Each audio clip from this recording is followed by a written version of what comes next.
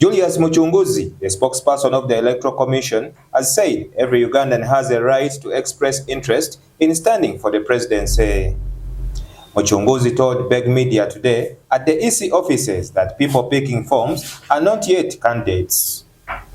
Mucunguzi revealed that these presidential aspirants were being given nomination guidelines ahead of the actual nominations. Many issues, but one, they tell them that they should get those 100 supporters from 2/3 of the districts of Uganda, which translates to 98 districts, which translates to 9,800 supporters. That is the first one.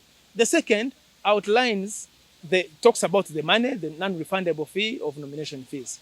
The third one speaks about how to fill those forms, how the process of nominations will be undertaken. And you see, all of the guidelines are an extract of the elements of the Presidential Elections Act, because the Presidential Elections Act is the law that guides nominations of presidential candidates. And it speaks, I can read a few things, that a person shall not be a candidate in a presidential election unless that person submits to the commission on or before the day of appointment of nomination the following elements that the lists I've talked about of supporters.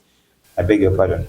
Mucunguzi revealed that these presidential aspirants were being given nomination guidelines ahead of the actual nominations that show how the 26 presidential nominations will be conducted, taking note of the 20 million shillings compulsory nomination fee and the 100 signatures they have to collect in the 2/3 of the districts of Uganda, clarifying that the aspirants needed to fulfill those requirements in order to qualify for the presidential nominations.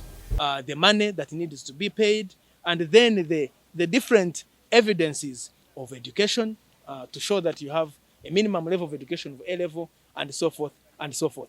And that is why those guidelines are very important, because we want them to read them. There are guidelines for nominations. After nominations, they'll get guidelines for campaigns and also guidelines for polling. And all of those are provided by the Electoral Commission. Today marked the second day of the exercise. More than 60 people have picked forms. Some of the people who picked forms today are Peter Mutebi, a journalist, Dr. Milton Muto, an epidemiologist based in Sweden, Dr. Deo Luchamuzi, who on crutches, Abel Taremwa, an architect, and Patrick Tusingire Okalanga.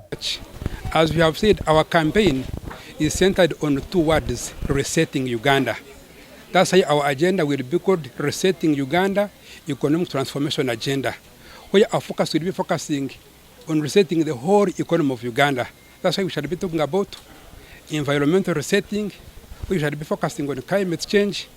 So my task that is coming the second year of my stay in power is to change and overhaul the constitution, and not through parliament. It shall be overhauled through people of honesty who shall be elected by you people to come and overhaul the constitution and make sure that presidential powers are reduced.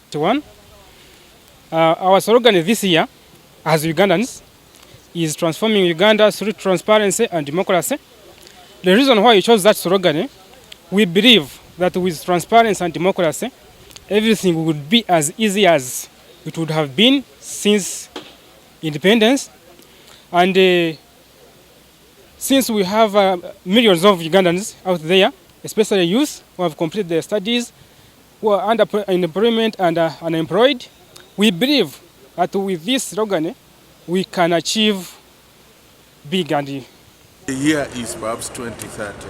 You arrive in this country, you find a united, coherent, socially just, morally edifying, economically buoyant, politically stable, internationally dignified country where citizens enjoy the full benefits of a treasured citizenship, where they live in wholesome and supportive communities, where they co-create the national opportunities, but they also equitably access them.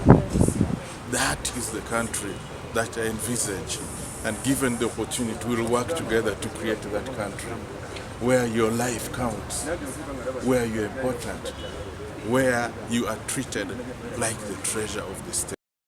Others are Timothy Kakonge, a development studies graduate from KIU, Noah Mubiru, a social science graduate from Mackay University, William Ayambala, former presidential candidate, and James Mucunguzi, a lecturer at Victoria University. The exercise ends on September 24th. William Muranga, Bbeg Television.